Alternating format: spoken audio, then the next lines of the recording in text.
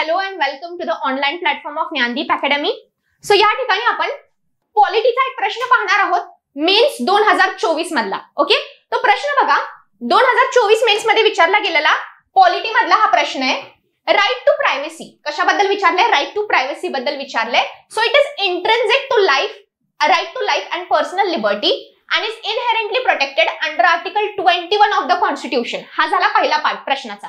So it is first half of the question कशाबद्दल बोलतोय? Right to privacy बद्दल बोलतोय. सेकंड हाफ मध्ये त्यांनी काय विचारलंय? आता पहिल्या हाफला आपल्याला एक्सप्लेन करायचंय.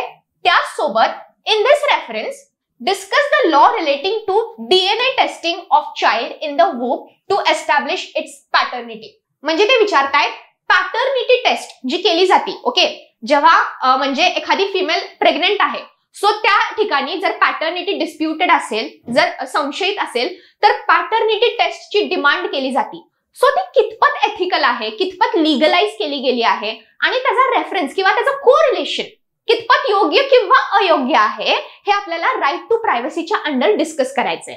सो थोडक्यात जर आपण ह्या प्रश्नाचा आउटले डिस्कस केला, ओके, की ह्या प्रश्नाला आपल्याला मांडायचंय कसं उत्तरामध्ये, तर आपण काय बघणार की बघा, पहिल्या हाफ मध्ये आपल्याला constitutional implication of right to privacy बद्दल मेन्शन केलं पाहिजे, की कुठल्या केसमध्ये राईट टू प्रायव्हसीला कुठल्या आर्टिकल अंडर, कुठल्या पार्ट अंडर इनकॉर्पोरेट करण्यात आलं होतं, ते आपल्याला सविस्तर मांडायचंय. ते कशासाठी करण्यात आलं होतं ते थोडक्यात सांगायचंय.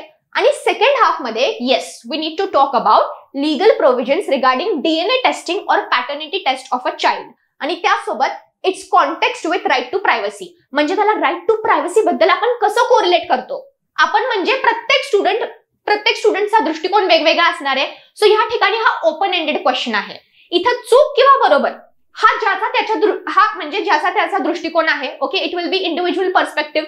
सो ह्या ठिकाणी बघा, हा जो प्रश्न आहे तो अगदी प्रिसाइजली मांडला पाहिजे, कारण त्या ठिकाणी तुम्हाला फॉर किंवा अगेन्स्ट मतं मांडायची आहेत. सो इंट्रोडक्शन तुम्ही कशी लिहाल लक्षात घ्या. Incorporation of right to privacy as integral part of right to life and personal liberty, that is Article 21, in 2017 embarks the legal and to certain extent ethical protection of individuals' choices.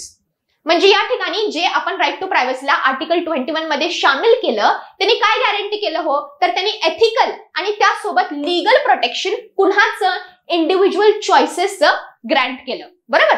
So ह्या ठिकाणी आपण अजून एका गोष्टीला महत्व दिला होता, dignity of person. So जेव्हा राईट टू प्रायव्हसीला आपल्याला आर्टिकल 21 मध्ये इनकॉर्पोरेट करायचं होतं, तेव्हा पर्सनची इंडिव्हिज्युअल डिग्निटी याला देखील प्राधान्य देण्यात आलं होतं. फाईन.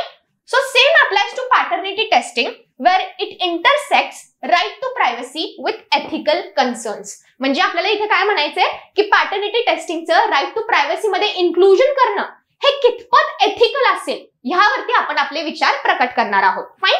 सो ही झाली तुमची इंट्रोडक्शन. आता जेव्हा तुम्ही मेन प्रस्तावना लिहाल, लक्षात घ्या, इथं तुम्हाला दोन्ही गोष्टींना समान वेटेज द्यायचंय. म्हणजे राईट टू प्रायव्हसी बद्दल पण तुम्हाला तितकंच बोलायचंय, त्याचसोबत पॅटर्निटी टेस्टिंग मध्ये ऍडव्हान्टेजेस आणि डिसएडव्हान्टेजेस काय होऊ शकतात, किंवा त्याला जर राईट टू प्रायव्हसी मध्ये इन्क्लूड केलं तर त्या ठिकाणी एक्सेप्शन्स कुठं कुठं येतील ह्याबद्दल तुम्हाला सविस्तर मेन्शन करणं अपेक्षित आहे. सो या ठिकाणी बघा, पहिला मुद्दा, justice K S. Puttaswamy versus Union of India 2017 ची ती केस होती, ज्यावेळेस सुप्रीम कोर्टाने असा निर्णय दिला होता की right to privacy will be included और will be considered as a fundamental right under article 21. म्हणजे हे वेगळं सांगण्याची गरज नाहीये, तिथं लीगल प्रोटेक्शन आलं. बरोबर. So it affirm that the right to privacy is intrinsic to right to life and personal liberty, thus making it a fundamental right under Article 21. त्यानंतर बघा, इथं पॅटर्निटी टेस्टिंग बद्दल मी काय मुद्दे दिलेत. Fine. So paternity testing involves sensitive personal data including genetic material which falls under purview of privacy rights. So ultimately इथं genetic material किंवा genetic टेस्टिंगचा विषय आलाय. सो हा व्यक्तीच्या प्रायव्हसी राईट्सचा एक हिस्सा आहे. हे आपण पहिल्यांदा स्पष्ट केलं, क्लिअर केलं. त्यानंतर there lies question of bodily autonomy. कुणाची बॉडीली ऑटोनॉमी? त्या महिलेची, जिचं पॅटर्निटी म्हणजे जिच्या वूम मध्ये जे बाळ आहे त्याचं पॅटर्निटी टेस्टिंग होणार आहे. सो अल्टिमेटली जी फिमेल लेडी आहे हु इज प्रेग्नेंट, तिच्या दृष्टिकोनातून जर आपण विचार केला, तिच्या प्रायव्हसी राईट्सचा जर आपण विचार केला, तर तिच्या दृष्टिकोनातून इथं बॉडीली ऑटोनॉमीचा विषय येतो. त्यासोबत there is potential harm to the unborn child and the mother. आपण तिथं पोटेन्शियल रिस्क नाकारू शकत नाही. Ultimately there is certain kind of risk in this paternity testing.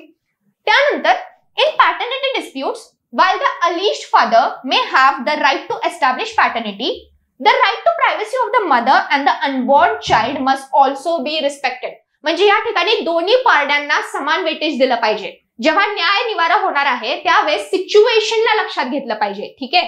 So त्यांचं म्हणणं असं आहे की ज्या ठिकाणी तुम्ही पॅटर्निटी हा एक ॲडिक्वेट राईट म्हणून कन्सिडर करताय, जो त्या पिताचा राईट आहे, त्यासोबत तुम्हाला हेही विचारात घेतलं पाहिजे की जी प्रेग्नंट लेडी आहे किंवा तिच्या पोटातलं जे मूल आहे जे जन्माला आलं नाहीये त्याच्या प्रोटेक्शन बद्दल सुद्धा न्यायाने कायद्याने विचार करायला हवा. Courts usually order DNA testing only Wien the interest of justice demand. आता युजली इन प्रॅक्टिस किंवा प्रॅक्टिकल लाईफमध्ये हे कधी केलं जातं, जर फक्त त्या ठिकाणी ज्युडिशियरी इन्व्हॉल्ड असेल तर किंवा एखादा लीगल मॅटर असेल तर. सो लक्षात घ्या, कोर्ट्स काय करतात, युजली डीएनए टेस्टिंग ऑर्डर करतात when the interest of justice demands it, जेव्हा तिथे न्यायाचा निवारा होणार आहे त्या सिच्युएशन मध्ये. and it must be weighed against the potential invasion of privacy. हे देखील तुम्हाला काय घेतलं पाहिजे, लक्षात घेतलं पाहिजे. आता त्यानंतर इथे तुम्ही कन्क्लुजन करताना लक्षात घ्या, इथे कन्क्लुजन करताना तुम्हाला अजून एका अँगलने तुम्ही कन्क्लूड करू शकता apart from the main body of the answer. जसं की इथे लक्षात घ्या, right to privacy's incorporation has been guaranteed for autonomy over personal liberty. म्हणजे आपण राईट टू प्रायव्हसी हा का इन्कॉर्पोरेट केलाय, तर आपल्याला तिथे कशाला प्राधान्य द्यायचं होतं, ऑटोनॉमी ओव्हर पर्सनल लिबर्टी. एखाद्या व्यक्तीच्या इंडिव्हिज्युअल चॉईसेस ज्या आहेत त्या बाबतीत प्रत्येकाला स्वातंत्र्य असावं त्याचे डिसिजन्स घेण्याची, दॅट इज ऑटोनॉमी असावी. पण इथे एक गोष्ट विचारात घ्यायची आहे, but at the same time it should be realise that this right to privacy is not absolute. म्हणजे काय, प्रत्येक सिच्युएशन मध्ये राईट टू प्रायव्हसी एन्श्योर होईलच हे गरजेचं नाहीये, तर तिथे रिझनेबल रेस्ट्रिक्शन्स इम्पोज केले जातील. कुठल्या सिच्युएशन मध्ये, तर लक्षात घ्या, when there is question of national security or protecting rights of people. So अशा सर्कमस्टन्सेस मध्ये राईट टू प्रायव्हसी हा व्हायोलेट होऊ शकतो किंवा हे एक्सेप्शन्स झाले ज्या ठिकाणी राईट टू प्रायव्हसी ऍप्लिकेबल ठरू शकत नाही. when there is matter of national security or protecting the rights of the people or rights of individual. So अशा प्रकारे तुम्ही हे आन्सर कन्क्लूड करू शकता की ठीक आहे, आपण राईट टू प्रायव्हसी दिली आहे, कशासाठी, पर्सनल ऑटोनॉमी किंवा लिबर्टी जपण्यासाठी.